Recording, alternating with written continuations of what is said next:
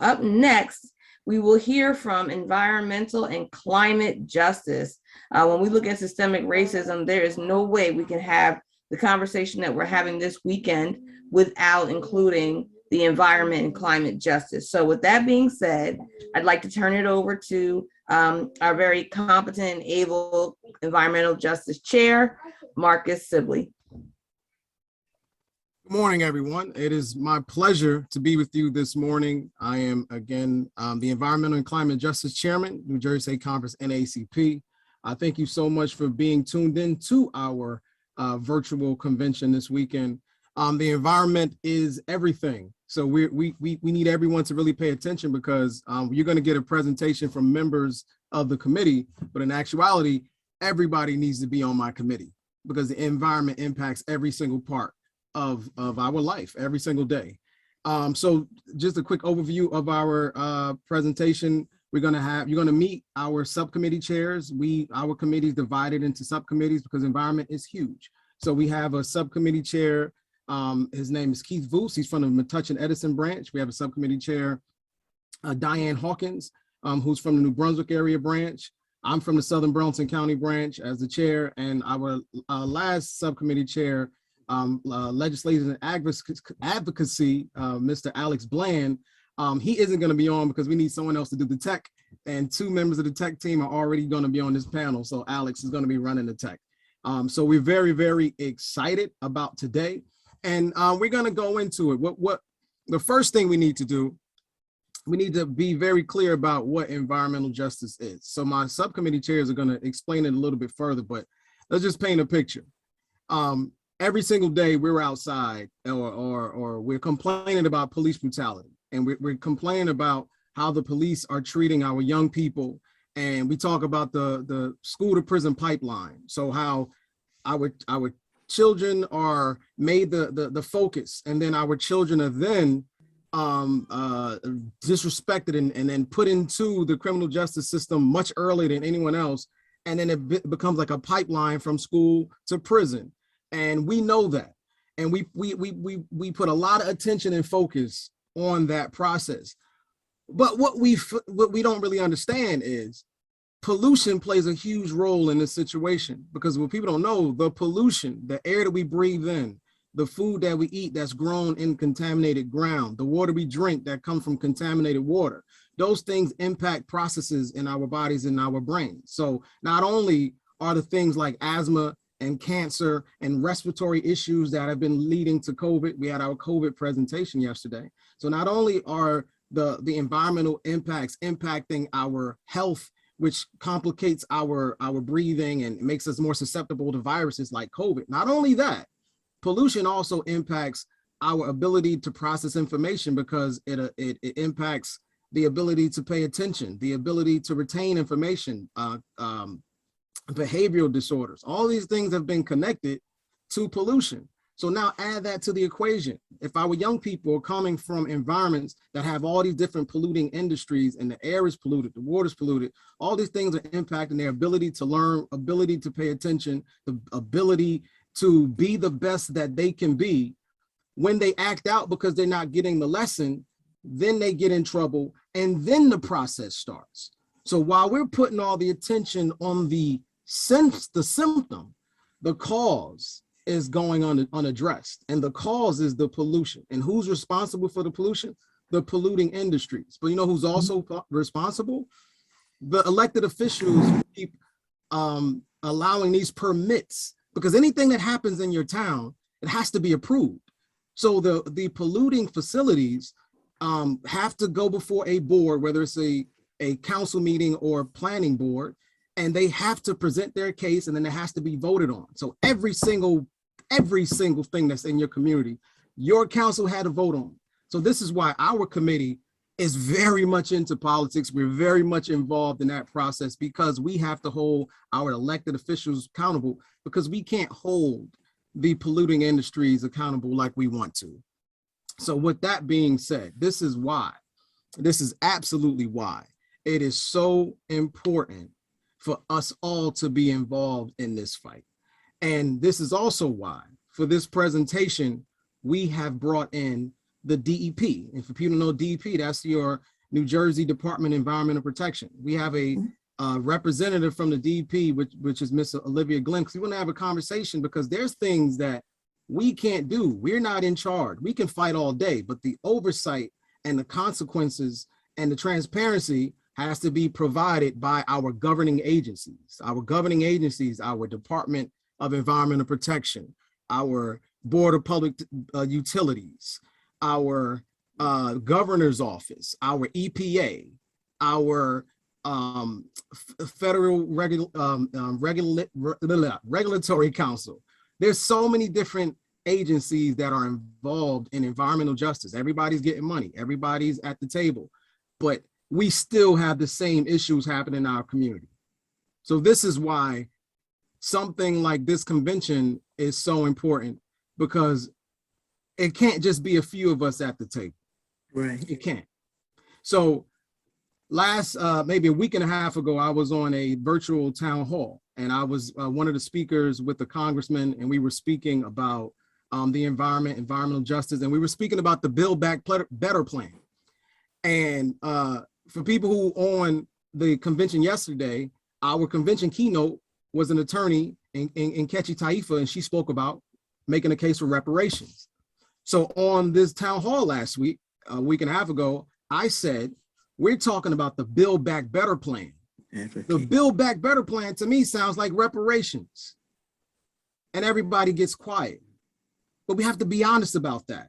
What happens in our community is nothing short of exploitation, racism, discrimination magnified. When the polluting industries pick a place to put it, they don't put it in the white neighborhood. They put it in the low income Black neighborhoods and the brown neighborhoods. When the community screams, they don't get the highest level of filtration. They get the base level filtration so that they don't have to spend any money, because they don't care about our lives. I don't expect them to care about our lives. They're going to do what they've always done, but I expect us to be loud about it. I expect every single person watching this to be invigorated and motivated to say, I need to attend my town council meeting. I need to attend this planning board meeting, because I am curious how there are so many different facilities around where I live or where my relatives live. And now I know there's a connection, not only for the COVID, but there's a connection to the education. Oh, wait a minute, there's a connection to health. So infant and maternal mortality is impacted by pollution. I have a niece who lost a child. I have a cousin whose child had low birth weight. Oh, they do live in an area where there's a lot of pollution. See, it's our job to use that information and to be invigorated by it and do something about it. We can't just only be motivated by police brutality, because while we're fighting the police all the time, there's some other villains over here on the left who just sitting there with their arms crossed. So I'm excited about this presentation today, and I have my co-chairs on the call, and I want to introduce my different co-chairs. We have Mr. Keith Voos. I'm glad that he's on. We have Keith Voos, and we also have our Religious Affairs Chairwoman, Diane Hawkins. And I would like to bring those two individuals on this morning, because we are collective. We work together. We work together. We write all the time. Anything that's happening in our state, the NAACP has written a statement, or we've appeared. We appear on testimonies for the state. We appear on national press releases. We're very active because we know we have to be in this space. Every day, decisions are made about us without us. So we have to make it our duty to get there. So in order for me to do what I do, I have to have some very competent and very intelligent chairs, which I do have. Good morning, everyone. Thank you, Chair Sibley. We have a full panel, and I am a wordy person. Just ask anybody on my subcommittee. So to discipline myself, not to cheat people who follow me this morning, I'm going to deliver my remarks from a prepared script. But first of all, I want to acknowledge my hardworking subcommittee members. It has been my pleasure and privilege to work with Sister Kathleen Witcher, President of the Irvington branch, Sister Tuatu Wilson, Sister Tamara LaSure Owens, and Brother Rich DeCrisio of the mainland Pleasantville branch, and Brother Ben Sirocco of the Camden branch. I myself am a member and the environmental chair of the Metuchen Edison area branch of the NAACP. As you can see, we cover a lot of ground in New Jersey, and we do a lot of good work together. At our first meeting in February 2021, we identified two primary environmental justice concerns for our subcommittee: the Superfund program and New Jersey's 3 remaining trash incinerators. Both Superfund sites and incinerators tend very strongly to be located in EJ communities, and our committee needed to address that. Concerning our incinerators focus, the committee took part in community opposition to a request for expansion to the Covanta Incorporated incinerator in Camden, and I am happy to report that that expansion was stopped in its tracks. The committee now has the goal of working with an emerging coalition throughout the state to deny, through legislative action, renewable energy credits to incinerator operators, and in that way force the shutdown of the last of these polluting facilities in New Jersey. And we will keep you informed of how you can contribute to that effort. Related to our Superfund concern, our first goal was to get EPA testing of a school campus in Pleasantville in proximity to an old Superfund site. Though theoretically remediated some time ago, recurring foul odors and worrisome illness rates among students and school staff in the years since have raised valid public health concerns. To address those concerns, we have had a number of conversations with EPA, DEP, and local officials that to date have not accomplished our goal, and our talks are now temporarily suspended. But I assure you that we will continue to assertively pursue the requested testing for the sake of the health of the students and staff at those schools for whom we are speaking up. A longer term.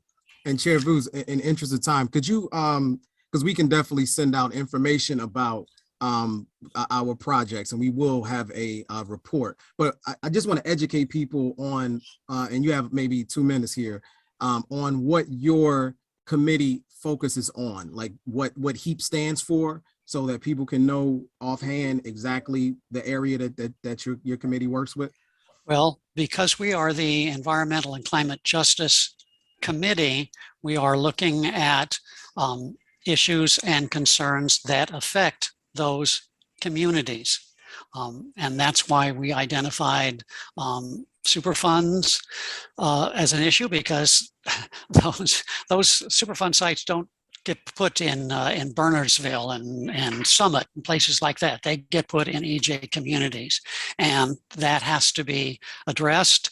And there's been a long period of virtually total neglect of that program here in New Jersey, and yet we are the state, the smallest state, a small state with the largest number of Superfund sites in the country, and so that was an obvious first focus for us, and so we took on addressing the issue in the Pleasantville schools. Keith, if you could, in the chat, could you define for people what EJ means and also what Superfund sites mean? Because you know it's common jargon for us, but we want to make sure everyone is educated, because again, we want everybody on our committee. Sure, absolutely. And we are now going to and so Keith Vuz is the chairman of the HEAP, and HEAP is short for Health, Energy, Environment, and Pollution. So he handles that, and Keith does a wonderful job in that capacity. Now we have our Housing, Parks, and Open Spaces chair, and which is Sister Diane Hawkins. And could you give people an overview of the focus of your committee and some of the things you guys have been working on? Good morning. I chair the Housing, Parks, and Open Spaces. Our members, it's just the 2 of us. It's myself And our brother, William Brown III, we know him. He's an awesome man. He's an architect and really just an awesome member of this great committee. And our task is to basically educate and to advocate in behalf of our communities, the Black and Brown communities, and the residents of New Jersey to preserve affordable housing equitably for livable communities, as well as parks and open spaces, in order to protect and to advance the economic, social, environmental, and climate justice that will benefit and can benefit the emotional, mental, physical, and spiritual well-being of our people. We collaborate with with NORC and with the Ironbound Section Community Corps. We collaborate with them also with the New Jersey DEP, sitting in meetings constantly. There are constant meetings. There are environmental groups in New Jersey. Some are work in behalf of our people and some do not. So it's important to know that politics are involved in everything, and everyone that sits at the table is not there for our benefit. So it is important, as our president says so frequently, we must be at the table, otherwise we'll be on the menu. We're fortunate to have Marcus as our leader, and I'm really glad that he is chairing, because Marcus is bold. He is very bold. He speaks truth to power. He shoots straight from the hip. He really doesn't allow some of the powers that be get away with, their deceptions, let's put it that way. He calls it out, and I'm very grateful for that. And as a result, we put together a letter to Governor Murphy, because Governor Murphy had said that he was proposing that the fracking plants, based upon our advocacy, that they would cease production of the fracking plants, and we know that's not true. And so our committee put together a letter to Governor Murphy, which resulted in Marcus having a meeting with him.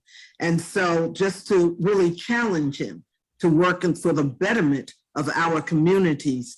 And so we just thank you. We thank you, Marcus, for what you're doing. We thank you for allowing us to work freely and respecting what we bring to the table. But it's nothing like having a good leader that is bold and courageous, and he represents us very well. And I'm just going to leave it at that for now.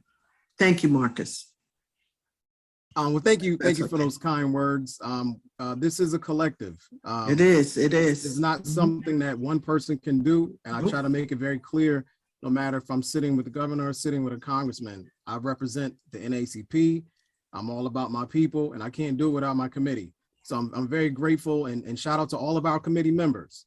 These are just our chairs, but we have some brilliant committee members. But just to give people a real understanding of how this works, we are a volunteer organization. These people are volunteering their time, and we can't get everywhere.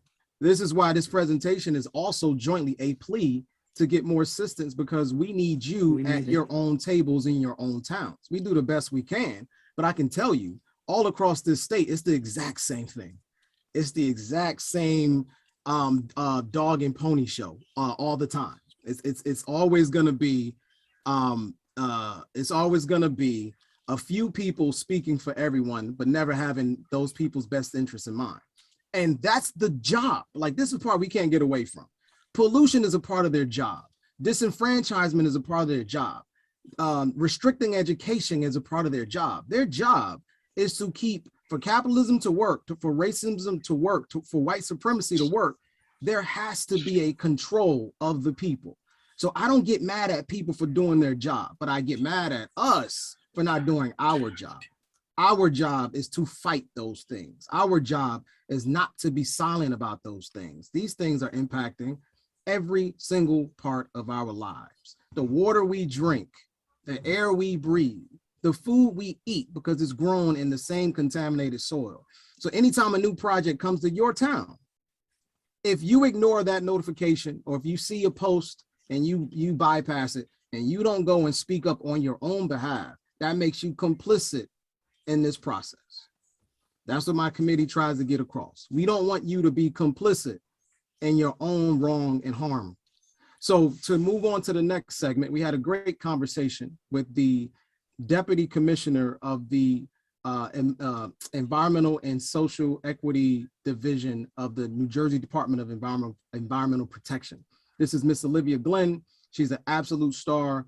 I'm so grateful that we have this relationship where we can have these conversations with her. She took time out of her schedule, and we're going to get into that presentation right now. Greetings, this is Marcus Sibley. I am the Environmental and Climate Justice Chairman for the New Jersey State Conference, NAACP. It is my pleasure to have the Deputy Commissioner from the New Jersey Department of Environmental Protection. Her department is the Environmental Justice and Equity Division. We're so excited to have Olivia Glenn with us today. I have the screen up where you can see right from the DEP website. She's a part of the senior staff, so we're very honored to have Deputy Commissioner Glenn today. So Deputy Commissioner, how are you doing today? I am doing well, and thank you so much for inviting me to be here with you today. Okay, this is great. I know that you're a busy person, and I have a few minutes, so I want to get right into the questioning. Sounds great. We are very interested in showing the connections between our fight and the fight of our governing bodies, and see if there are any points of intersection. So could you give us an understanding of what environmental justice means from the lens of the Department of Environmental Protection? Yes, absolutely. We're privileged to live in a state with a governor who has made environmental justice one of his highest priorities. From his first 100 days in office, he issued an executive order focused on environmental justice. That is Executive Order 23 for anyone who may want to peruse it. And that executive order set the framework for us to continue our already previously existing Environmental Justice Advisory Council.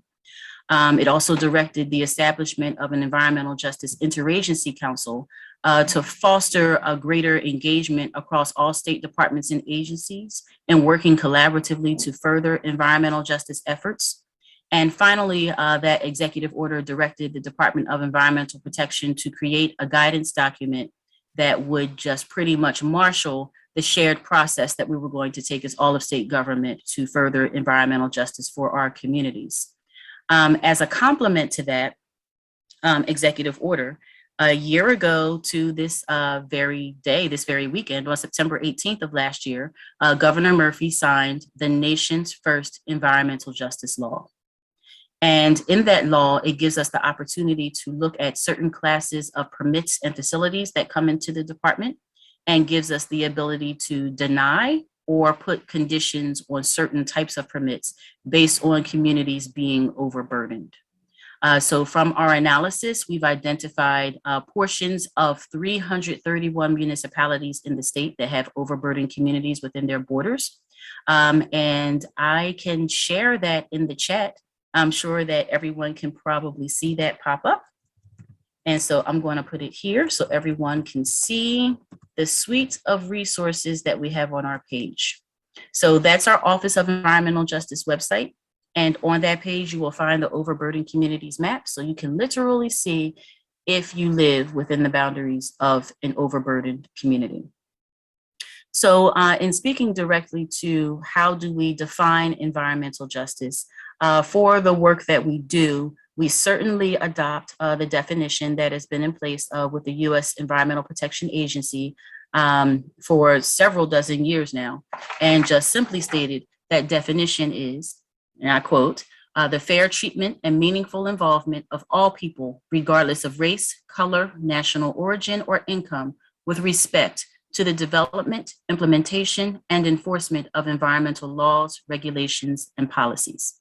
So that definition certainly underscores our work, but I will note that from an approach perspective, we also consider that it's not just the presence of environmental and public health stressors, it's also the absence or lack of environmental and public health benefits, like parks, like tree canopy, that help mitigate some of the quality of life issues that exist in our communities, and just make it better more breathable and livable for everybody. So from the approach of the daily work, we approach it from 3 lenses. 1, taking a hard look at ourselves. Secondly, helping to shape others. And that's that work that we do across departments and agencies. And the 3rd is to really take a look at how we look at helping to build capacity within our communities.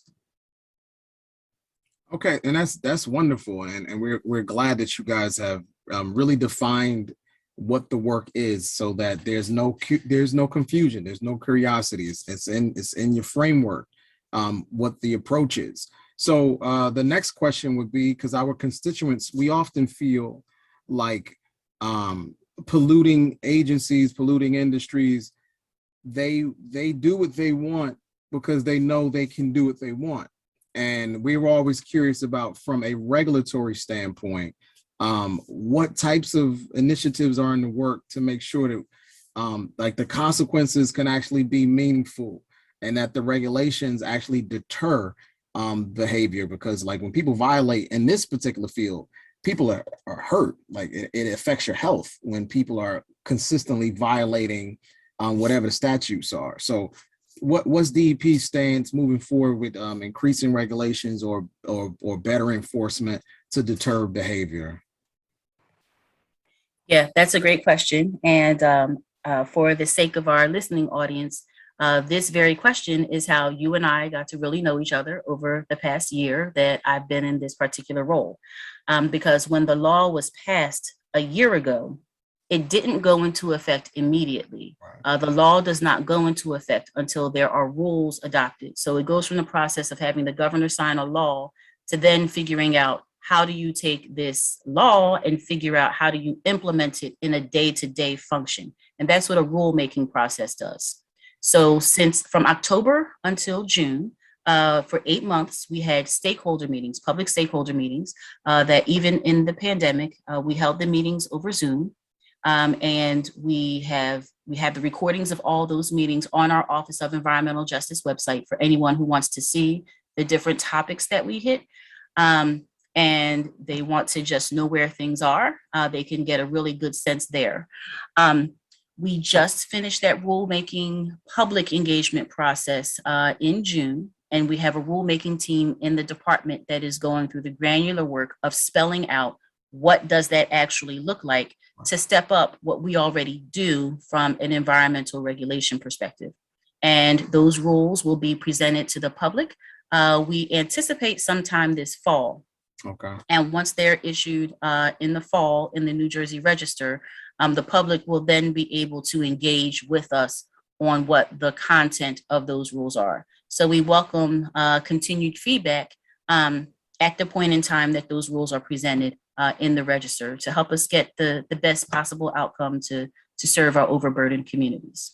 Yeah, because it's just important for us, because our protests, the data of what's happening to our community, none of that has been enough to deter behavior. So we need the DEP. We need our governing agencies to step up and really enforce things so that our community can feel that we're being protected. Because right now we don't really feel protected. This is exciting to learn that, the rulemaking process is taking in the feedback of the community. This is exciting that you actually are taking those things into account. And it also gives us an opportunity to hold the DEP accountable, because if you're saying you're listening to us and we're telling you what we want, when the final product, if it doesn't match what we're asking for, then that gives us an opportunity to have dialogue about that as well. So we appreciate that. So now I want to ask, because we're speaking about the things DEP can do, what would you say are some of the misconceptions about what the DEP is able to do? If it's, a lot of times your agency may get blamed for things. What are some of the things that are just out of the range of your abilities that people may be unaware of? Right. So across state government, there are a number of agencies that touch on things that look like environmental protection, and they certainly are environmental issues, but they may not be our regulatory jurisdiction.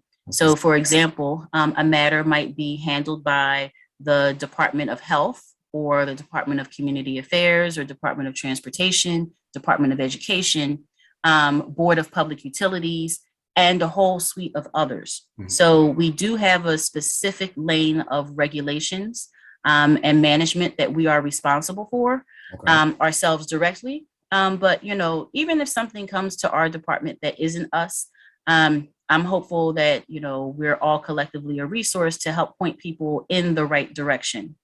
I will say that one of the things we're trying to further through the work of the Interagency Council under the umbrella of the administrative order, not the administrative order, the executive order, EO 23, is to like have more dialogue between our departments and agencies to understand that when environmental injustices happen in communities, they don't always happen in these neat little boxes where it's just one department or one regulatory program. It's often pretty complex.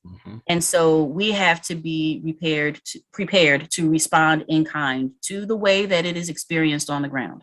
So I'm really pleased to say there's a great level of commitment across all the departments and agencies for that. So that is one limitation, though, that we only have a certain umbrella of influence. The other thing is that the law does not address every type of permit that DEP issues. DEP issues thousands of types of permits. Right. And so there's only a subset that was identified in this law, and that was a long-standing joint effort between community groups, between our legislature and our staff here at the Department of Environmental Protection. But, you know, we're the first state in the nation to do such a thing, where there's actually a law to effectuate the need for change. So that is a limitation of the law, that it does not address every type of permit that we issue. Right. So, and again, we're well aware that anything that's done first is going to have its hiccups, it's going to have its shortcomings. It's a work in progress. So we appreciate, you know, that it's going to take some time. It's going to take some time to get this right. And you have the support of the NAACP in this process. But also, we want to be a part of different processes. The stakeholders in our community, the different meetings, the different councils, the different commissions, we want to be a part of that. But one of the biggest impediments to that is we're a volunteer organization, and then the different boards require additional time.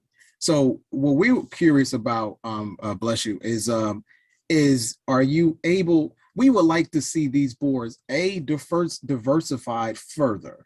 It definitely needs to be more diverse councils when it's speaking about things that are impacting our community. But in addition, we feel that there needs to be some stipends, there needs to be some remuneration so that people can be compensated for the time that they're away from their family, because this is usually like a commitment on top of many other commitments. So has there ever been any conversation about having compensation for these different boards? And is that something that is a possibility? So I heard you ask two questions within what you just articulated. The first is about the need to diversify our boards, councils, and commissions. And I will note that that is a part of the scope of Executive Order 23. So with it being in an executive order, that means it comes from the governor. And so it's the governor's expectation that we do more to diversify our boards, councils, and commissions. So it's not just our departments and agencies, it's also that further reach. And I'll tell you that I myself, while we're trying to figure out how we do this strategically across all of state government, that I've been trying to adopt this approach myself. So one example I'll give is a workforce that I invited the state NAACP to be a part of with Liberty State Park. So our commissioner issued an administrative order that's focused on creating a design work group to help further the work for the interior. And in looking at the composition of that particular board, I was very intentional to make sure that there's a good representation from different races, different genders, different sectors, to further our conversation, because we can see just from a process like that the state NAACP was a part of in our public meetings, you gain so much more when you bring all the voices to the table. It strengthens us. It strengthens our outcomes, and it's more inclusive. It just puts us all in a better place. So we're already trying to be an example for that with that. And we're looking to carry that out also with other boards, councils, and commissions across all of state government. With regard to the compensation has long been a conversation, because just for the very reason that you said. So to be continued with that, but I certainly appreciate you bringing it up. And I know that in the meantime, you know, what we really try to do is to be sensitive to the times that we schedule meetings, particularly when we know that there are community organizations or people like yourself and other members of the NAACP who have jobs during the day, and the evening is better for you. Right. So we can be inconvenienced. And frankly, it's not an inconvenience. It enhances our work to just expand how we go about our operations, particularly within COVID. You know, we're doing some hybrid work, you know, from home, working in the office, like work from home, and, you know, be available to serve the public so that they can be more so engaged. And we appreciate that because at the end of the day, and this is what we're trying to get across to all our constituents, environmental justice impacts every aspect of our lives. So it's something that we should all be paying attention to, and we should all be getting involved with. But as more people become involved and more people get to those tables, we understand that there's a racial wealth gap in New Jersey. So when you're expecting people to do everything because of passion, that's not realistic in a very expensive state like New Jersey. These governing bodies need to provide funding so that these voices can be at the table. Because if you don't provide that, then that's showing that you really don't have a commitment to having these voices at the table. So we appreciate the diversity. We like those steps, but we want to continue that conversation about remuneration, because like even with the Liberty State Park, that's twice a month. You know what I mean? Like that's a commitment. And to commit to twice a month for free is tough when you add everything else that you're doing. So we really appreciate you for taking the time out, Deputy Commissioner Glenn. Absolutely. We love how transparent the DEP has been within this last year that I've been observing it. Very transparent, very open, allowing the feedback. And we appreciate that these opportunities to have these conversations, because you have a job to do and we have a job to do. And we like to be able to communicate, because there's going to be times that we're not going to be on the same page. But as long as we have respect for one another, we can advocate for our community. So I thank you so much for your time. And if you had anything else that you wanted to share with the constituents before we end, feel free to go ahead. Well, I thank you just so much for this time. And I really just want to make sure that I'm a resource to you. So certainly at any time, feel free to reach out to me. We also have a team. We have a director of environmental justice who recently joined us. Her name is Candace Perry, who just came to us. So we're building our capacity within the department to be able to do this work even further. So with any inquiries with regard to environmental justice or equity, feel free to reach out to us. And thank you so much again for this invitation to be a part of this conference today. Thank you so much, because representation matters, and we're very proud that you are in that position. So thank you so much for your time, Deputy Commissioner Glenn. Thank you. Thank you.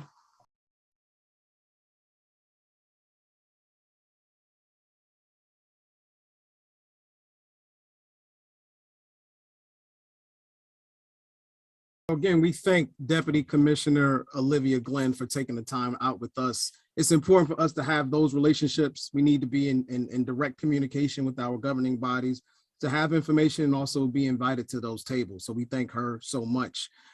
We're gonna next have a very important conversation. And we're having this conversation with Mr. Lee Clark. He is the campaigns, he'll explain his role, because we connect on many different levels. He'll explain his role, but he's with the New Jersey League of Conservation Voters. And before we get to him, I just have to point out another very exciting thing that we're doing this year. This year, we have two very important partnerships. One, we have partnered with the Eastern Environmental Law Center. This is a grant through the Fund for New Jersey, and that allows us to have pro bono legal representation, so that when we're writing these different letters that Keith and I write and that Diane writes, it's because people may have gotten sick of hearing our voice over 112 years. we now have legal representation. So our notices go out on legal letterhead. That's something we're very much excited about with the committee. The other partnership is with the League of Conservation Voters. There's a coalition created called the New Jersey Progressive Equitable Energy Coalition. I chair that committee as well. And it's a group of frontline Black and Brown led organizations fighting environmental justice from the perspective of the overburdened communities. So it's a very exciting initiative, and the New Jersey League of Conservation Voters is involved from a supportive role. They don't have a voting role. They only here to support. And that's the way we want allyship to go going forward. Let us lead, just support us. That's reparations, if you ever look at it. So with that being said, we've had floods very recently. So we want to have a conversation about flooding and also flood water management. What we have now is Mr. Lee Clark, and he is here. And we thank you so much for your time, because Lee is also running for office, and he is out on the campaign trail today. So we thank you so much for joining in our conversation today, Lee. Thank you so much, Marcus. And I apologize for the background noise. I'm doing this from Panera, and there's a highway right over there. So I do apologize for any background noise. But thank you so much for the invitation to speak today. I'll keep it short. But my name is Lee Clark. I'm the Environmental Justice Policy Manager for New Jersey League of Conservation Voters. And a lot of my work revolves around advocating for environmental justice policy on the state and municipal level, and working with municipalities, mayors, council people, decision makers on stormwater and flood management practices. So with that, I would love to talk about how stormwater and flooding affects New Jersey, especially our overburdened communities, and some possible ways forward to tackling it. So with that, we can move to the next slide. So today's presentation will cover understanding exactly what stormwater pollution is, an overview of New Jersey, the effects flooding has on overburdened communities, and what is a stormwater utility and how is it a potential resource to communities across New Jersey. So with that, we can go to the next slide. So first off, what is stormwater? Well, stormwater is rain, melted snow that travels along impervious surfaces such as concrete, roofs, asphalts, and when it does travel across these hard surfaces, it brings along with it everything else: trash, litter, pesticides, fertilizers, you name it. It's pollution, and it washes up into our recreational waters, our clean sources of drinking water, which is a huge hazard, a huge health hazard to the folks that live around these areas. So this is why it's one of the #1 forms of pollution in New Jersey, because we are also one of the most overdeveloped states in the country. So when these pollutants end up in our waterways, it is just terrible for the communities near them. So with that, we can move on to the next slide. So let's look at New Jersey specifically, because this is an issue around the country, but I want to look at New Jersey and how it affects us specifically. So let's head on to the next slide. Now, as we look at New Jersey flooding and contaminating factors, there are 4 main agents that we can look at.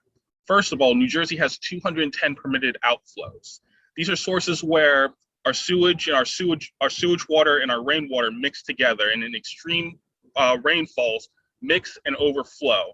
This overflow has to go somewhere. So it goes through outlets into rivers, creeks, things like that.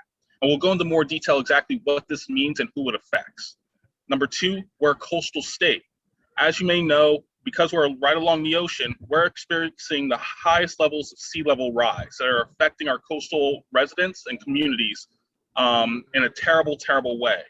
This then leads into climate change. This is a direct result of the effects of climate change, creating higher levels of sea rise and even more frequent rainstorms. And because we're getting more frequent rainstorms, New Jersey's getting hit from above and from the ocean.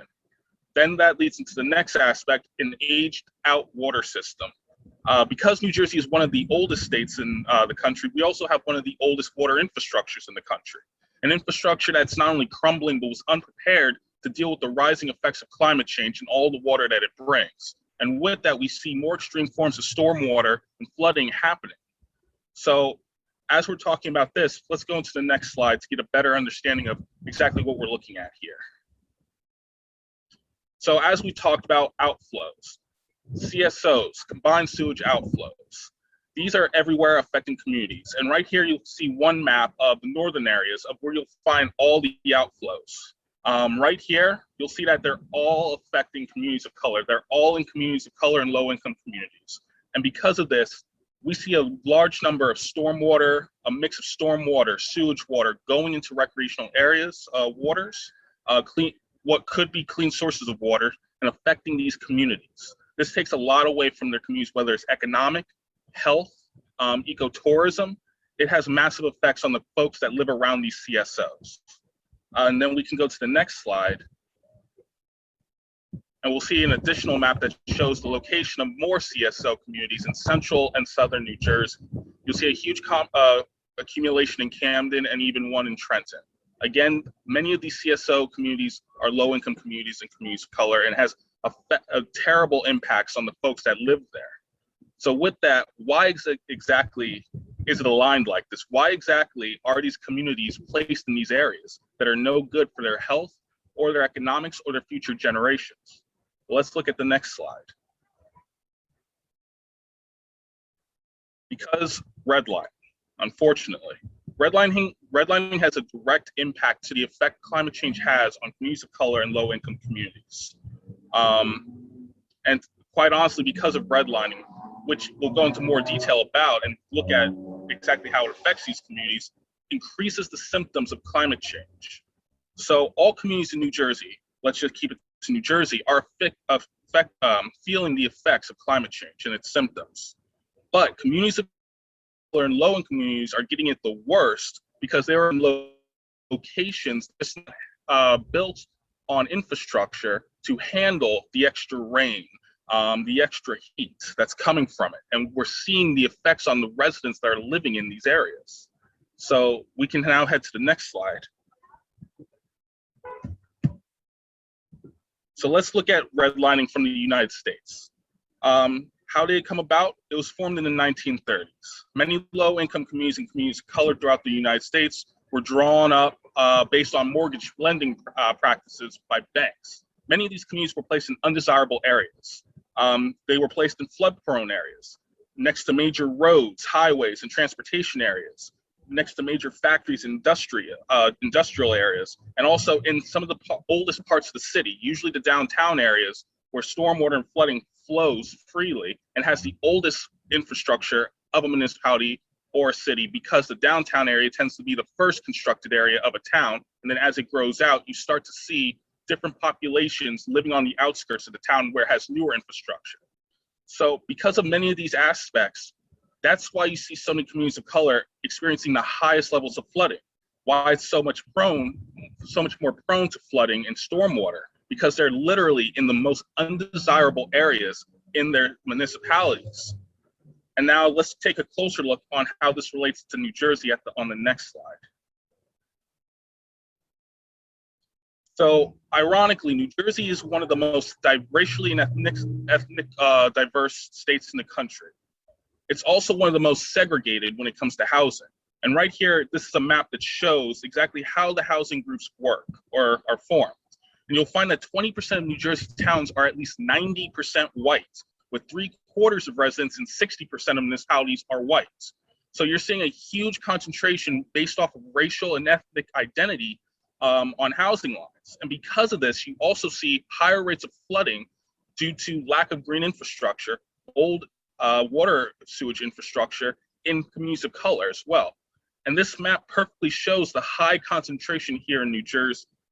It really does paint an image when you can see it visually, just how segregated New Jersey really is. And many of these regions are based off of the same 1930 and 1940 banking mortgage lending maps that are still affect us today. So with that, let's keep going forward now that we see visually exactly what this means. So now the facts around flooding and climate resiliency. So we said that the country is now experiencing higher rates and more frequent rainfalls due to climate change. And low-income communities and communities of color are the ones left most vulnerable because they're in the most undesirable, less efficient areas in the municipalities just because of the infrastructure alone. Outdated water infrastructure dating back to the 1800s. There are some cities and municipalities in New Jersey that are still using clay piping. We are seeing the news coming out of Newark of all the lead lines now being replaced with copper. Now, this is great, but Newark is also one of our largest cities. There are other low-income communities that don't get the same national news as Newark. They're still living with lead piping, clay piping in some areas. So there's a lot of work that needs to be done with infrastructure. Overdevelopment and urbanization. This is why we see the majority of the CSOs in the northeastern part of New Jersey, because that is the most urbanized and overdeveloped part of the state. Now we're starting to see more warehouse sprawl develop across the state in our rural areas, but it is evident that our low-income communities and communities of color are the first to experience these vulnerabilities that are affecting the rates of flood water and the rise of it. And we're seeing that residents are forced to live in their own sewage water in many cases, when we're seeing higher rates of storm activity. And I just want to make sure I'm staying on time. And then we're also a coastal state, as I said, because we're very affected by hurricanes, sea level rise. We're also seeing a big effect there. So it's a lack of green infrastructure in many of these areas. So let's move on to the next slide. With that, let's compare these two maps. We just heard about the new overburden communities map that came through the EJ Department of NJDEP.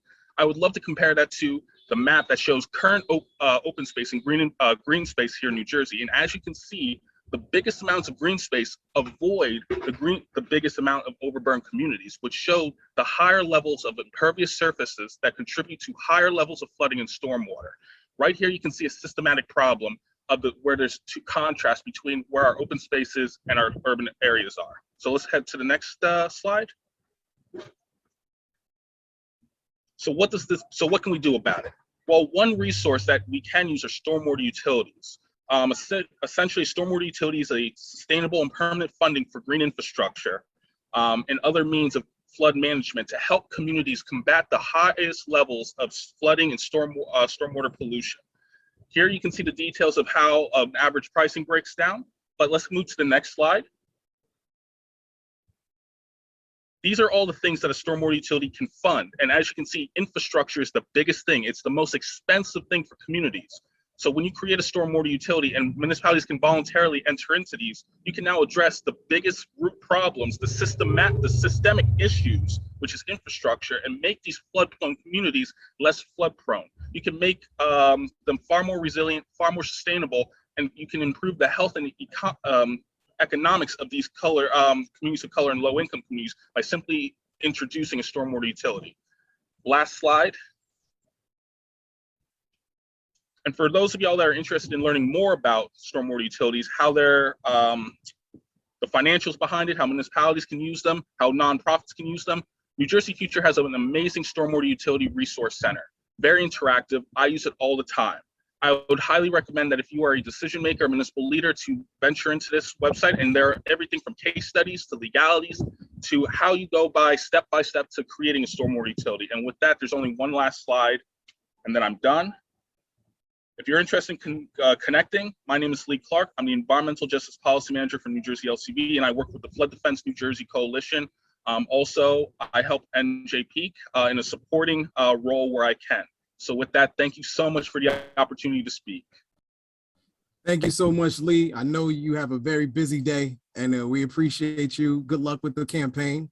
But the chat is blowing up. People are very much interested in learning more. You've definitely piqued their interest, so we thank you for that. That was the goal. So people are asking, can they get a copy of the slides? So if you're able to share those, we can share those out as well to everyone. Okay.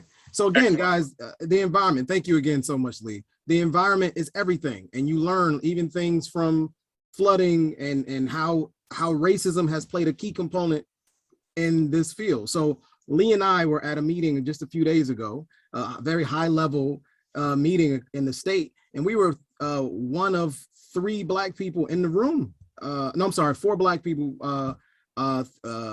2 out of the 4 were men, Black men. And this is a huge room.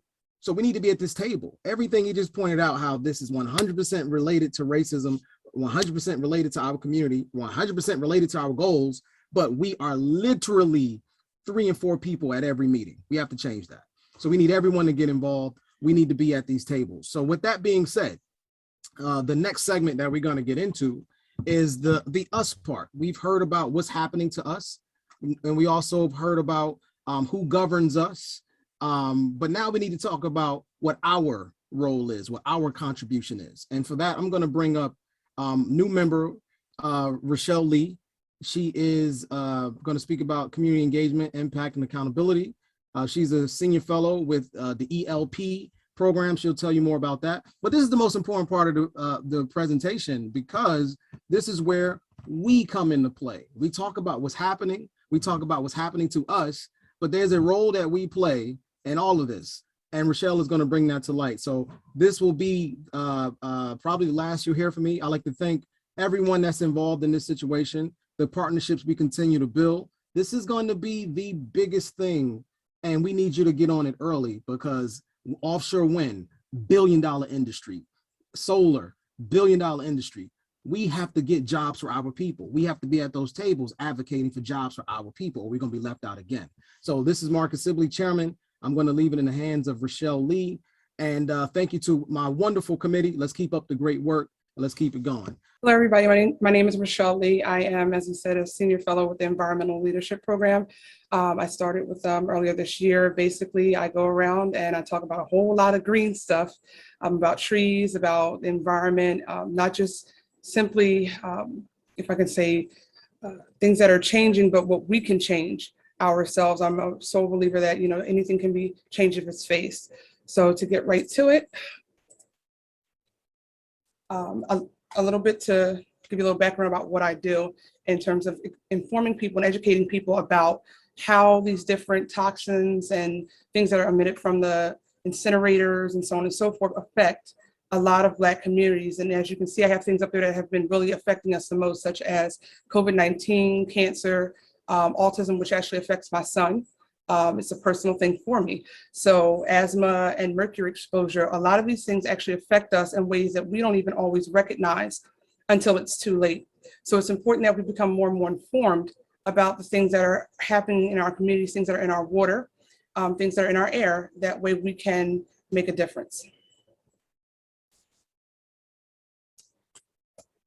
For those who don't know, NASA did a very interesting experiment a while back, and they just found that houseplants actually help us, if I can say this, they do the same thing that trees do. They help with oxygen, they help with carbon, and so on and so forth. So again, let me just be clear that these slides will be made available so that you can actually look at this chart in full. But to summarize the chart, a lot of the plants that I have in my home, as you can see behind me and all around the house, I have them to take away a lot of different toxins that may come in, come out, and so on and so forth. It's important that we do have something green, not just for the sake of having clean air, but also for mental health as well. A lot of people have found that having plants around help them stay focused. Certain plants may help them breathe a little easier, pun intended, as well as certain plants just bring life into the house.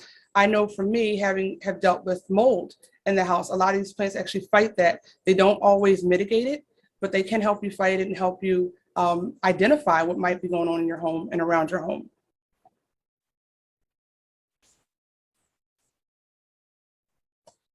So to get right to it, how might we make our work accessible to communities? A lot of that is, for example, with me, I sell plants. I go around, I educate people on what plants can do for their health, for their wellness. I make a lot of the plants that are hard to find affordable for people like us. Unfortunately, as you know, just like with housing, they can do the same thing with things like plants, or with food insecurities, they do that with our supermarkets. It's important that we make things that help us accessible to us so that people can actually enjoy them as well as gain those benefits. Another way that you can do these things is to consider having special swap, like we have plant swaps here in Burlington County that I meet up with people and I actually organize them and we exchange plants and things like that. So you might want to find a way through your different branches to maybe engage people in this way as well.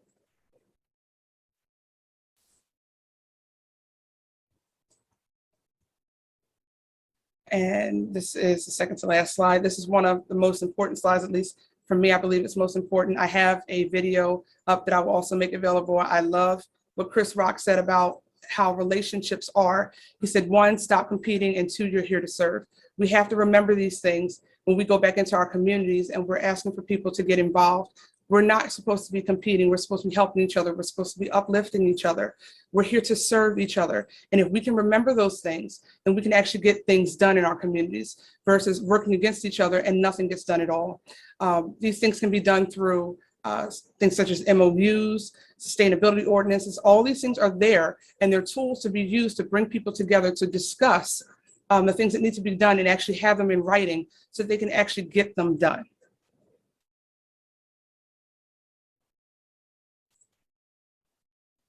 So with that being said, I will give the mic back to Marcus.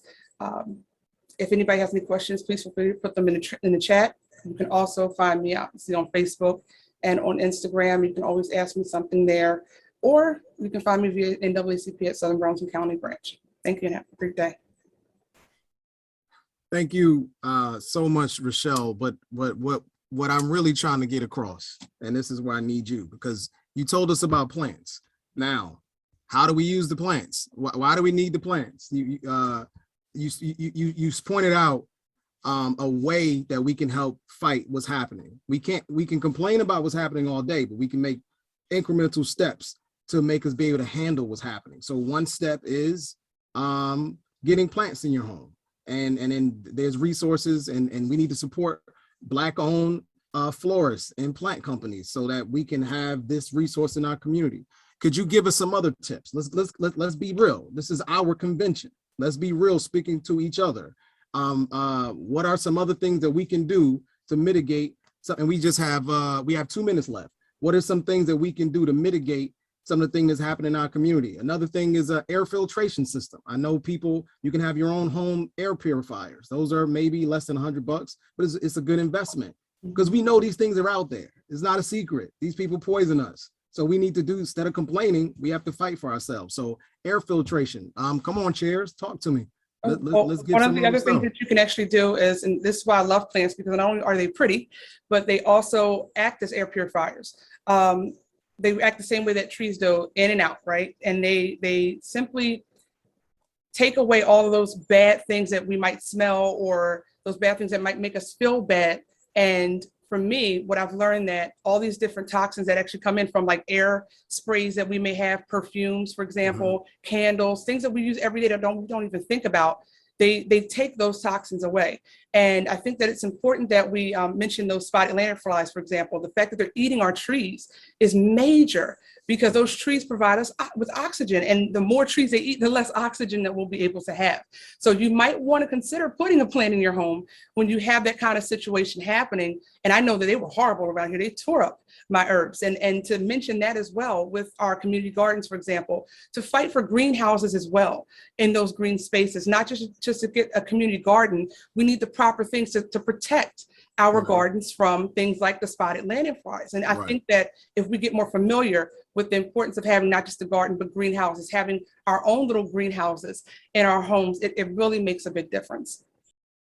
In addition to flowers, in addition to filtration system, let's talk about personal responsibility. COVID didn't just magically attack our community. There were respiratory issues from pollution that we have no control over, but then there's also things that we do ourselves that impact our respiratory system. So smoking impacts your lungs. So at some point we have to take responsibility. Let's be honest about that.